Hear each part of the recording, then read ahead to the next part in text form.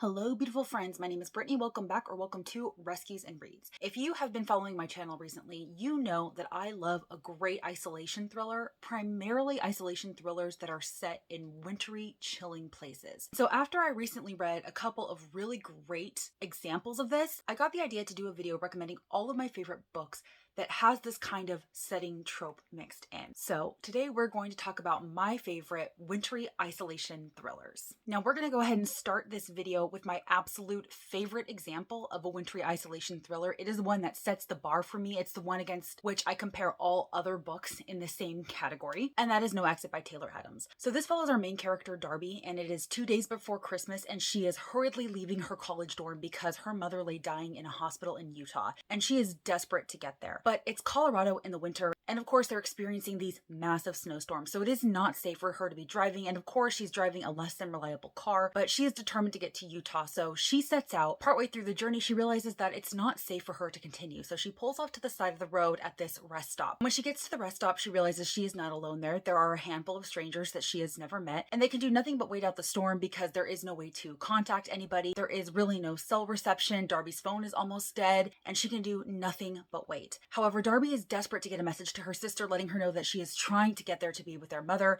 and somebody tells her that outside, if you are in this one particular spot, there is some cell reception, and so she goes out trying to get cell reception. Like I said, her battery's almost dead, so she's trying to conserve her battery, she's trying to get a signal, she's trying to get a call out, and as she is walking back to the rest station, she passes this van, and she notices a cage inside this van, and inside the cage, there is a child. Darby realizes that she is now stuck at a rest stop with somebody who might be a child kidnapper and possibly worse, and soon it becomes a matter of survival, not just for Darby herself, but for the child. She has to rescue the child and protect the child from further danger. So you're following her as she's trying to figure out who the perpetrator is. She's trying to figure out how to get out of the situation and how to get the child out of the situation. I loved this book. The atmosphere in this book is completely on point. It is exactly what you are wanting when you are reading this type of thriller. I remember just being completely engaged and enthralled and so invested throughout the entirety of the story. I was listening to it, and I remember just being on my commute to work and feeling like I was there. That's how amazing the atmosphere in this book was. You could just feel the cold and the isolation,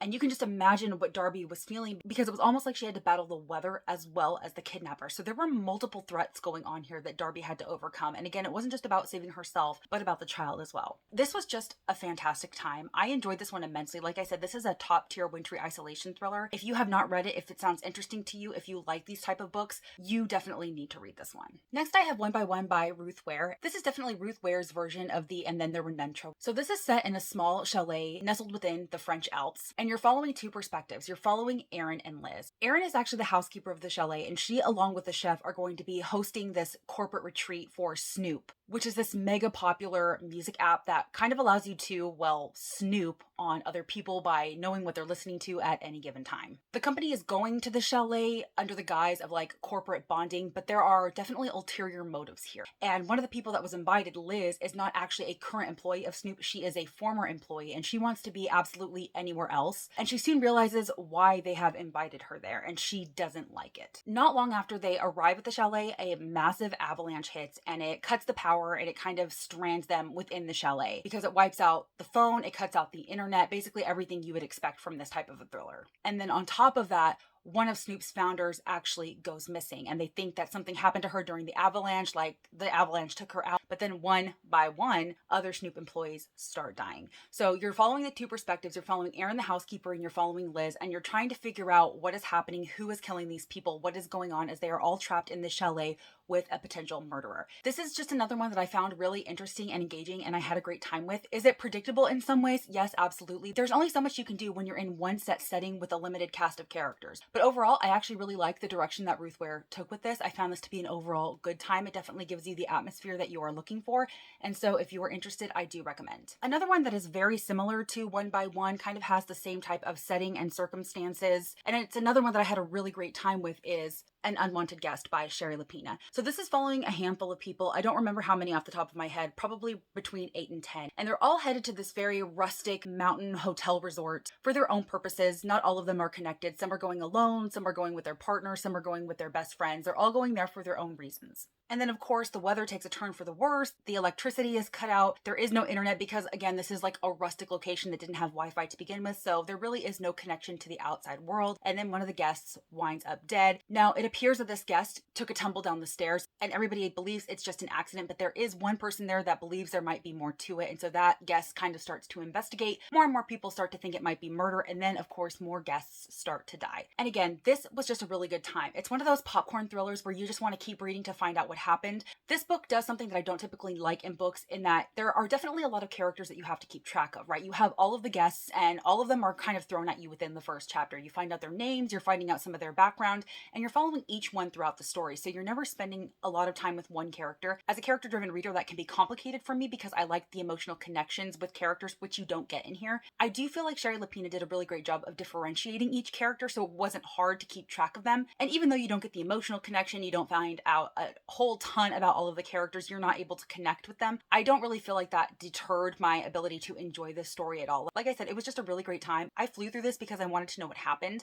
I liked the direction it took in terms of the motivations behind why people were dying. And then there was like a slight little twist thrown in at the end for good measure, which I enjoyed. So this is another one I would recommend picking up if you like those wintry isolation thrillers. Next, I have Rock, Paper, Scissors by Alice Feeney. This was my very first Alice Feeney, and it definitely will not be my last. You can actually just tell by the cover how wintry this story is going to be. This is actually set in the Scottish Highlands in this renovated church turned Airbnb. And you're primarily following a couple. Adam Wright is a very successful screenwriter. He's basically consumed with his work. It's all he thinks about. It's all he wants to do. And he definitely puts his work ahead of his marriage. So when his wife Amelia wins the opportunity to take a trip and stay in this Airbnb, she thinks it is just what they need. She kind of knows that this trip is make or break, that at the end of it, they will either be stronger in their marriage or be headed towards separation. But as soon as they get to their Airbnb, weird things start to happen. Things start to plague them. They know that something is not right. They kind of feel like they are being watched and followed, and so they want to get out of there as soon as possible. But somebody is not going to let them. I really like the added addition of a complicated marriage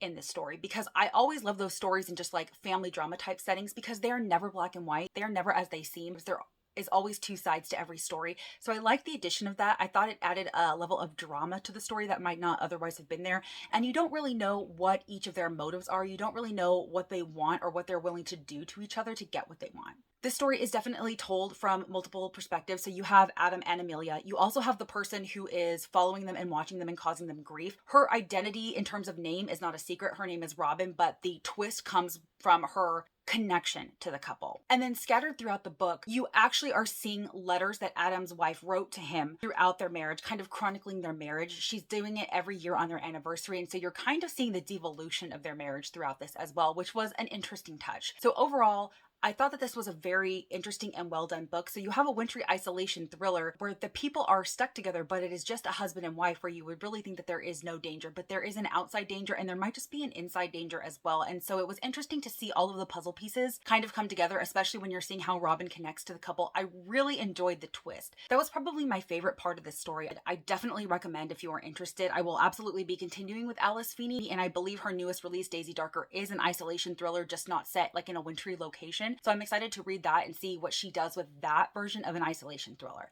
So definitely pick up. Next, I have The Overnight Guest by Heather Gudenkauf. This was my very first Heather Gudenkauf, and I enjoyed this one immensely. I will absolutely be reading more from her because I thought the way that she wove this tale was absolutely fantastic. So this is actually set through 3 timelines. You have August 2000, where this horrific crime has happened, leaving 2 people dead and 2 people are missing. And the perspective in 2000 is primarily told from a 12-year-old girl who was one of the victims/witnesses of this crime. Then in present day, you're following Wiley. She is a true crime writer, and she has actually gone to stay in the farmhouse where this crime took place. She is doing it to kind of get some perspective, to kind of take some time away from her angsty teenage son who is causing her a lot of grief, as well as her ex-husband. She just needs some time away to be able to write and focus on her book, which is going to be based on the crimes that actually happened in this house. And then one day this terrible snowstorm comes in and she ends up actually finding a child out in the wooded area near her house. Wiley ends up rescuing the child and bringing that child in, but doing so puts her in the middle of this troubling scenario that she wasn't really expecting to be a part of. And then you're actually following an unknown timeline. You don't know when this is taking place, you don't really know where, and you don't really know who.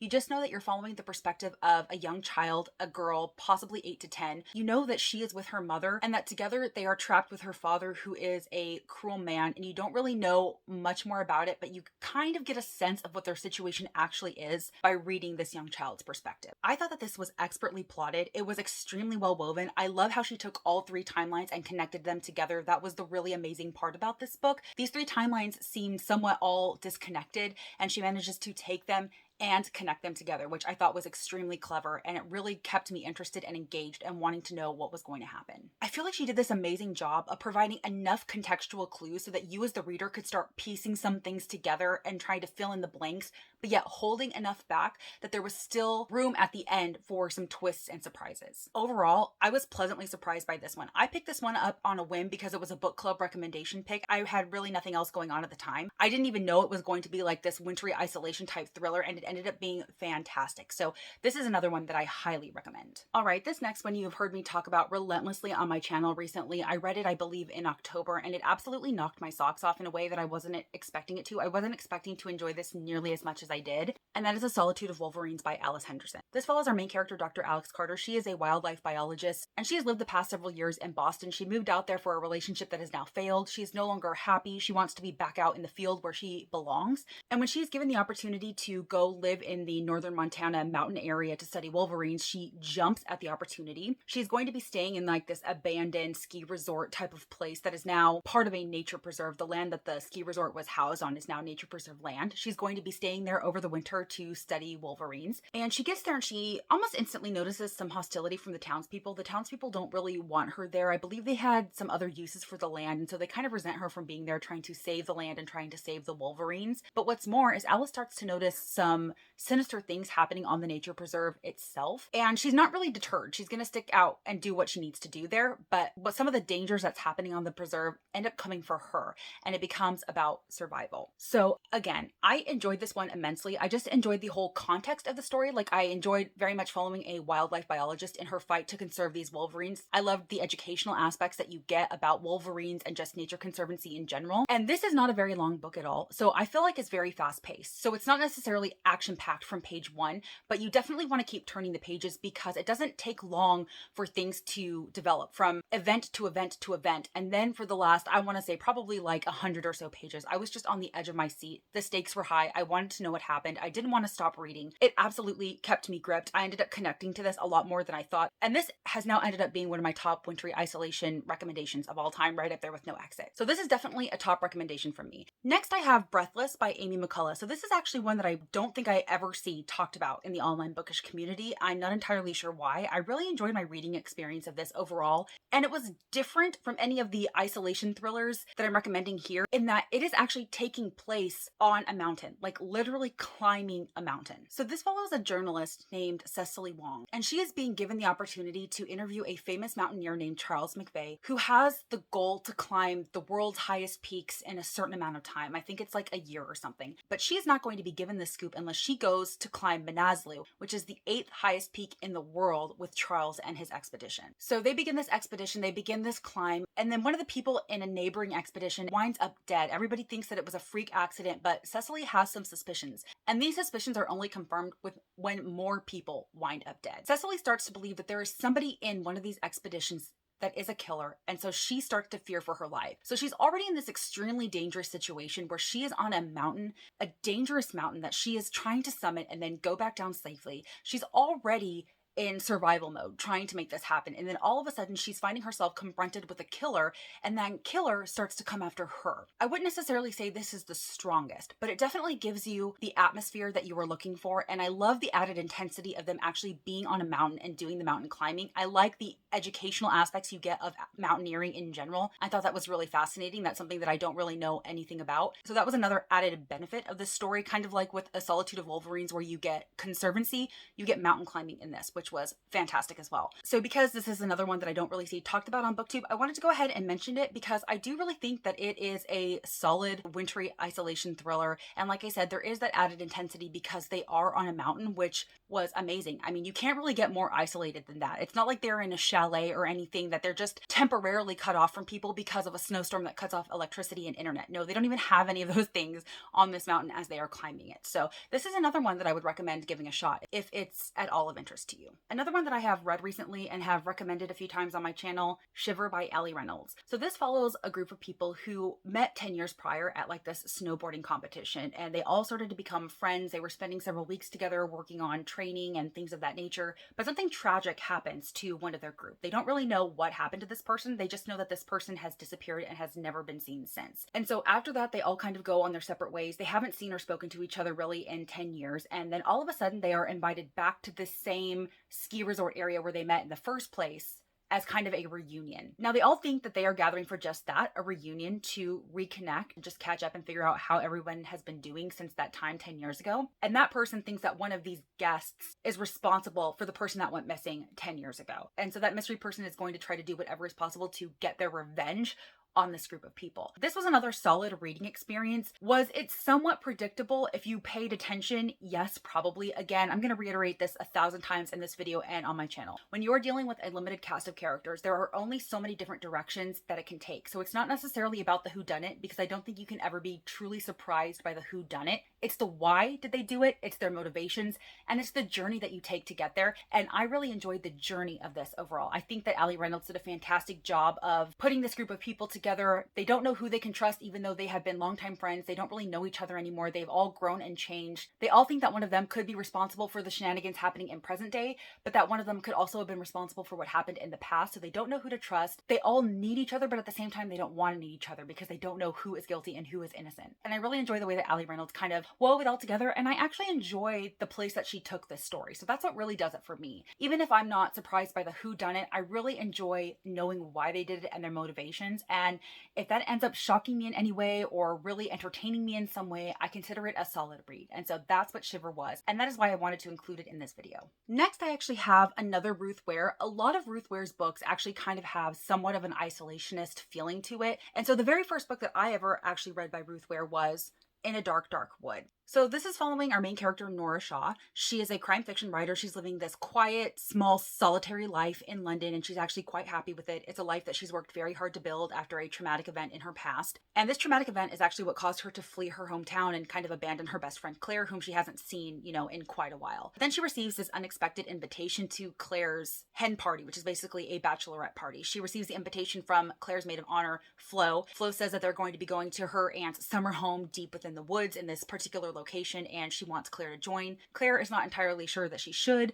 but she ends up going anyway, and the awkwardness is just further exacerbated when she finds out that Claire is marrying her ex, James, and James was part of this traumatic event that happened to Nora so long ago. Aside from the awkwardness, things seem to basically be going as planned till somebody breaks into the cabin suddenly at night and is apparently shot by a very panicked Flo, but things really are not what they appear to be. And at the start of this book, you're actually following Nora as she's waking up in the hospital. She is suspected of murder. She has no idea what's going on. She's struggling to remember the events of the past. And so you're following her in the present, and then you're following the actual events that led up to her being in the hospital. And again, you have a lot of the similar tropes that you have in these isolation things, right? You have a group of people stuck in an isolated setting with no phone reception, really no way to contact the outside world, and then some terrible, crazy things start to happen. So it is definitely very tropey in that way, but this whole video is all about those similar tropes, and that's what this book has. One of the reasons why I really like Ruth Ware is that she has a really great ability to do character-driven mystery thrillers.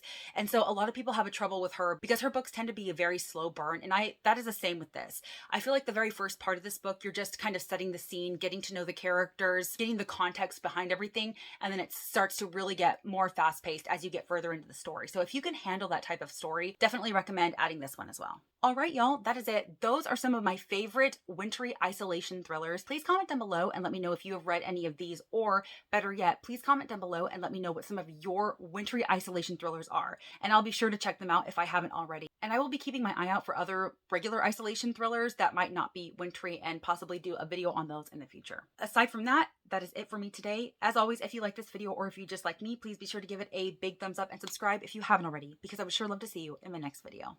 Bye, guys. It's cold outside, but the fire keeps us warm.